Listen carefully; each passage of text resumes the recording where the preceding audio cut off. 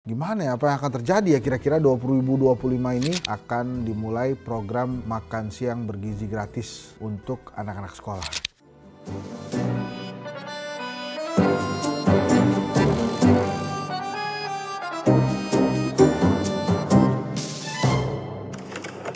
Assalamualaikum warahmatullahi wabarakatuh. Selamat tahun baru. Nggak cocok selamat tahun baru gini ya, nggak apa-apa lah. Ya, selamat tahun baru 2025. Kali ini Satgas Kritik bersama saya Henry Satrio, kita akan menghadirkan beberapa catatan-catatan saya tentang gimana ya, apa yang akan terjadi ya kira-kira 2025 ini terkait beberapa peristiwa dan kebijakan. Tapi kita bahas di kuartal pertama aja ya, untuk anak-anak sekolah. Nah itu hal yang menggembirakan pastinya. Jadi ya mudah-mudahan juga lancar. Terus di Januari ini ada Kongres PDI Perjuangan 10 Januari nanti. Nah ini menariknya adalah pasca Hasto ditetapkan sebagai tersangka oleh KPK, apakah Ibu Megawati Soekarno Putri akan mengganti posisi Hasto sebagai sekjen atau akan menunjuk kader-kader lain yang menggantikan Pak Hasto atau tetap Hasto Kristianto. Beberapa kader kan sudah berseliweran juga tuh namanya ya. Nanti kita lihat saja apakah ada penggantian atau tidak. Tapi semuanya tergantung Ibu Megawati Soekarno Putri. Nah kemudian nanti di 21 Januari itu 100 hari kabinet Pak Prabowo. Nah ini apakah akan diganti atau akan ada reshuffle dalam waktu dekat atau tetap saja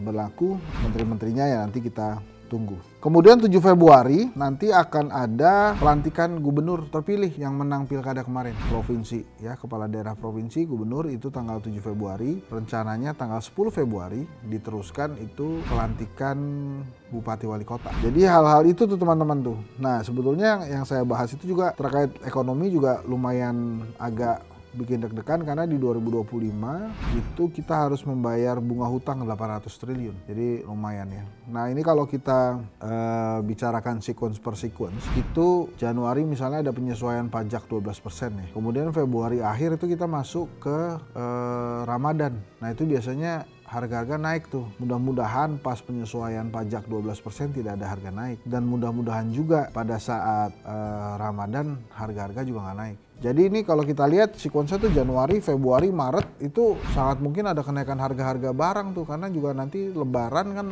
akhir Maret ya, itu bisa juga ada kenaikan harga barang. Tapi saya sih optimis Pak Prabowo Subianto dengan para menterinya bisa mengatasi hal ini sehingga beban rakyat tidak besar. Sebenarnya sih gini ya, yang perlu dipahami itu kan sebetulnya musuhnya sih jujur aja pemerintah ya, bahwa memang pemerintah tuh lagi perlu uang gitu, lagi butuh bantuan dari rakyat Indonesia. Makanya ada penyesuaian pajak 12% dan lain-lain. Karena memang berat kan kondisi ekonomi di Indonesia. Harusnya disampaikan saja, dikomunikasikan saja secara transparan. Kalau di ranah kampanye komunikasi itu ada namanya kampanye komunikasi 360 degree.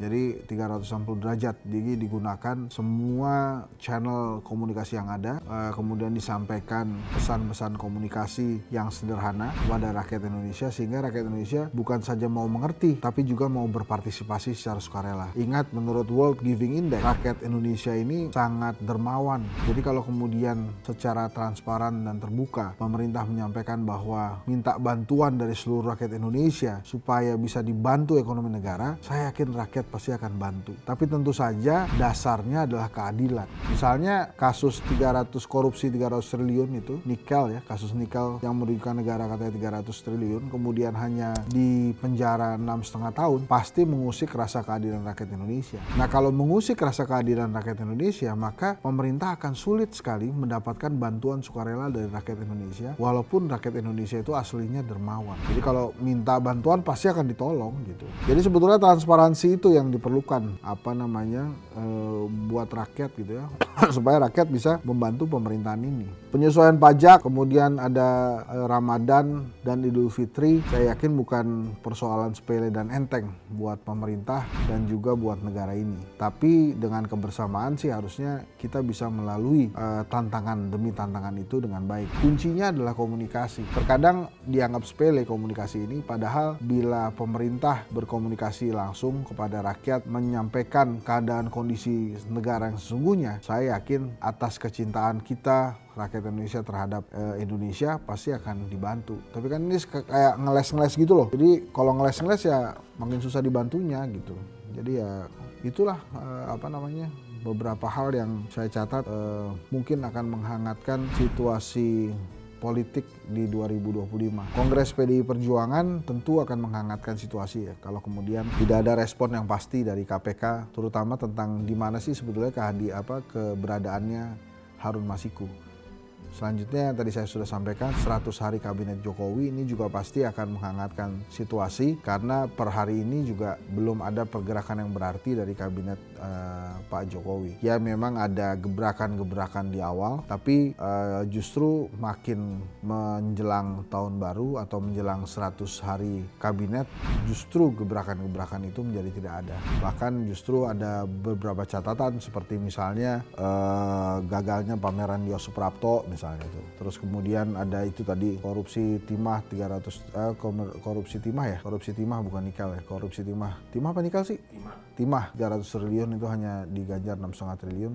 6,5 tahun itu juga nggak pas. Jadi gitu kira-kira teman-teman, tetap optimis di 2025 ini kita berikan support dan dukungan penuh pada pemerintah untuk bisa memberikan yang terbaik untuk rakyat Indonesia dan mudah-mudahan para pemimpin kita yang terpilih memimpin kita baik itu di level nasional, presiden maupun di level daerah, gubernur, bupati, wali kota, ingat apa yang dijanjikan pada saat kampanye. Tolong jangan terapkan slogan what happened di kampanye, stay di kampanye. Jangan gitu, tapi penuhi apa yang Anda janjikan di kampanye. Saya Henry Satrio, Satgas Kritik, setiap hari Senin sampai Jumat jam 19. Terima kasih. Assalamualaikum warahmatullahi wabarakatuh.